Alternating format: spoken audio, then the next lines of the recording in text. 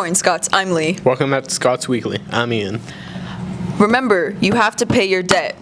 All of it. Because we only have 1 month left of school. And then you're never seeing us again. Ever. So keep up the hard work and plan up. Let's get into some announcements for today. First, come to the library at lunch and Friday for our last open mic poetry event. Grab the mic and share a poem. Or just bring your lunch. Bring a friend. Sit back and enjoy. We look forward to seeing you there. Second, rally up everyone. Highland Newspaper has some new articles available to read and view pictures on their website now at www.hhsnews.com. We covered the Springfest rally, and we have a special interview with Star Counselor Mr. Sweet.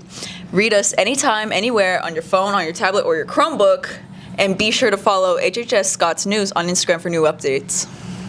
Third, please sign up with Mrs. Turney in the administration office if you're interested in auditioning as a third speaker for graduation. You will be given speech parameters when you sign up.